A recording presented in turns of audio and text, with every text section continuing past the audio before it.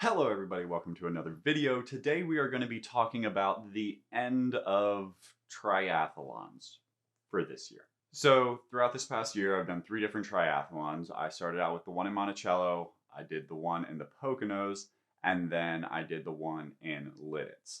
And so I kind of just want to go over how each of the triathlons felt in a quick summary, how I felt about the entirety of this season, and where I see next season going.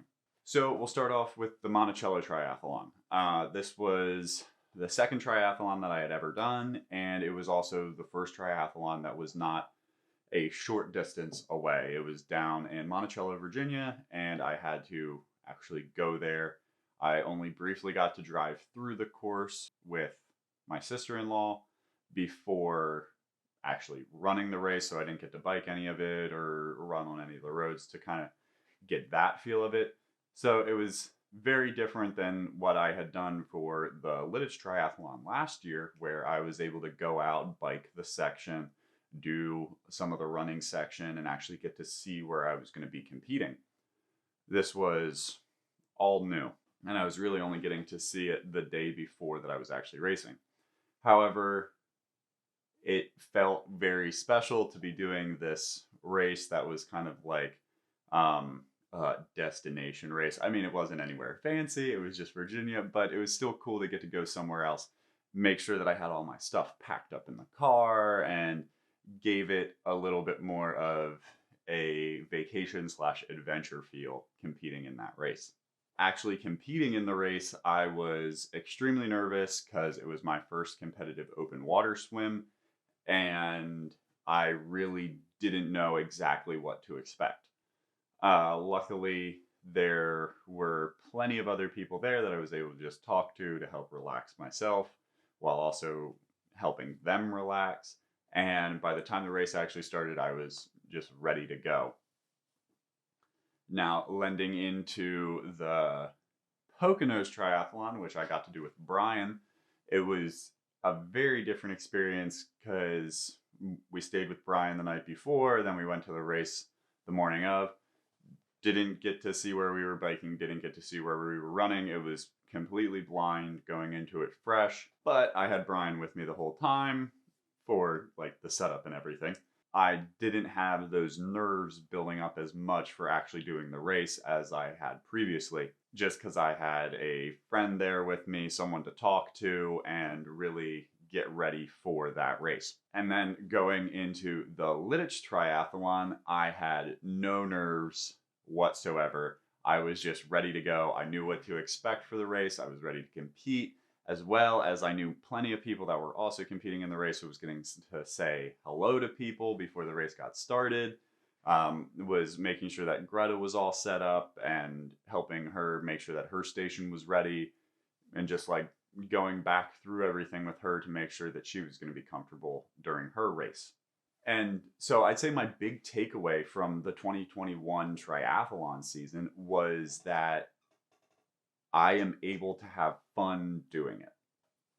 2020, with it being the first triathlon, was, can I do it? And it was very much a question of, am I actually going to be able to finish this race, or am I going to have to stop partway through and just like walk it? Which I didn't have to. I was able to complete the race. Everything went fine.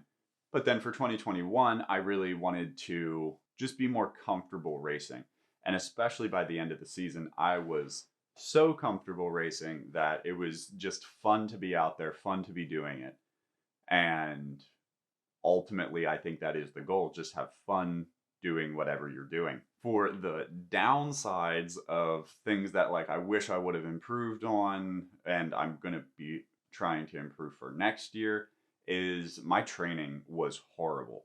I did some biking, I did some running, I did very little swimming. I definitely started stronger at the beginning of the year when I was getting ready for the Monticello race. I was building up for that. And then towards the Poconos, I really started to like dwindle off, wasn't training as hard. And then by the time I got to Lloydofall, I just mentally was not in it anymore. And I attribute that to poor planning last year, and for other activities that I do, I write down my training plan. I draw out a little calendar and I fill in everything that I need to do for those days. And I didn't do that this year. And I really should have, because I would get home and I just didn't want to do anything. And that truly is the largest detriment to my physical ability to accomplish things, is if I don't write it down, I'm not going to be able to stay focused and I'm not going to be able to finish it. And so if I would have transcribed my plans for these races, I feel like I would have done much better.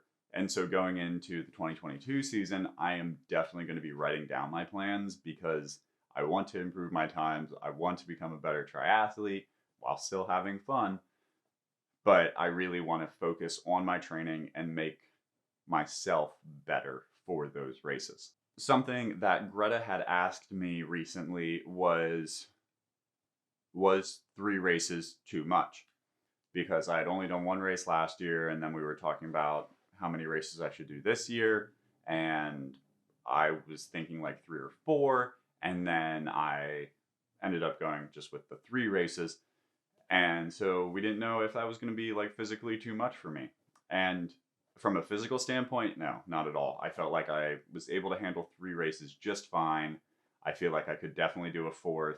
At this point, it is a little bit more of just getting out and getting to do something for one of the days. But like I said, the training was just not there. So as much fun as it is to go out, it's not like I'm improving my time each time I go out and race. So I feel like it's going to be very important for next year just to make sure that training is correct. And I think I will be doing at least 3, if not 4 races next year as well. And so hopefully we will be improving the footage, and we will be getting better at figuring out camera angles on the bike and all that stuff. So that way we can get more tailored videos coming out on the YouTube channel. So with that all being said, thank you for watching this video. Thank you for watching the past few videos here of talking about triathlons and watching me compete in triathlons. As for the channel, make sure that you are subscribed. Make sure that you hit the notification bell so that way you can stay up to date on all of the videos. If you have any questions about triathlons, about weightlifting that you want answered, about biking, about running, about swimming, anything like that, make sure to leave those in the comments below, and I would be happy to answer them or talk to someone who actually does know more about it, and we can turn that into a more in-depth video answering your question. As always, make sure to hit the thumbs up. Tell me that you like the video. Also tell YouTube that you like the video, because apparently that's really important to them right now. And thank you so much for watching this video and all of the other videos, and we'll see you in the next one.